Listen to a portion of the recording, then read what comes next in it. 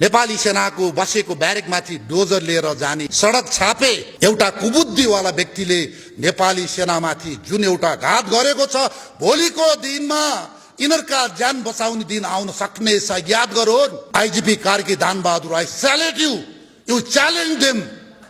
यिनरको सत्ता जोगाउनलाई तपाईको सेना प्रहरी मर्न पर्ने तर हाम्रो इज्जत नहुने।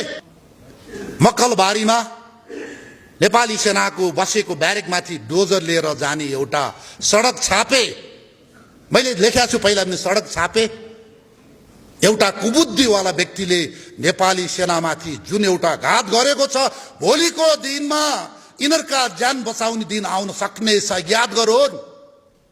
राष्ट्रिय स्वतन्त्र पार्टीका तपाईहरुका यस्ता तपाईका खाते पातेहरूलाई तलाउनुस्।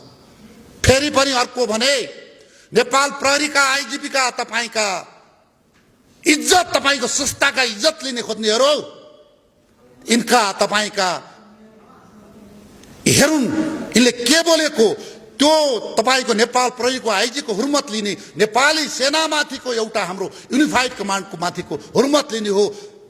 IGP Karki Danbahadur I salute you challenge them.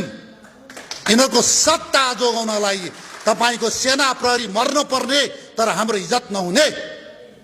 सशस्त्र प्रहरीका आइजिपी साहब, नेपाल प्रहरीका आइजीको साहब, एनआइडीको आइजी साहब, नेपाली सेनाको आइजी साहब, के अरे प्रधान सेनापतिज्यू, तपाईहरु एक हुनुहोस्। यो देशको लागि हाम्रो संस्था बचाउनु पर्छ। आम भूपू नेपाली सैनिकहरू, तपाई परिवारहरू, यो नेपाली सेना हाम्रो शान प्राण हो। नेपालको प्रधान सेनापति हाम्रो एकमात्र अभिभावक हुन्। हाम्रो नेपाली सेना 1000 वर्ष रहनु पर्छ, जिउनु पर्छ। जय नेपाली सेना, जय नेपाल।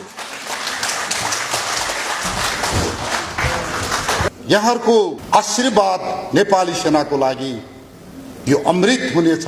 हजुरहरु दुवैजनाको उपस्थिति यो एकदम इट्स अ भेरी रिमार्केबल। र उपस्थित प्रोफेसर ज्यू, ladies and gentlemen, it's your programme.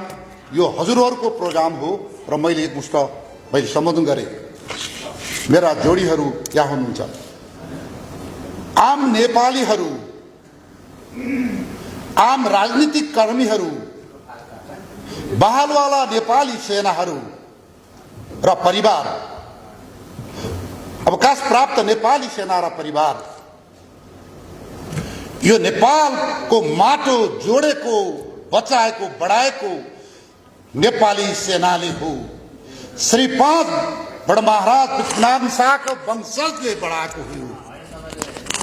यो माटोमा नेपाली सेनाका हजारौं लाखौं सन्ततिहरूको, हाम्रा पुर्खाहरूको नाला पानीको किल्लामा 6 महिनाका बच्चाको रगतको बलिदानी भएको छ।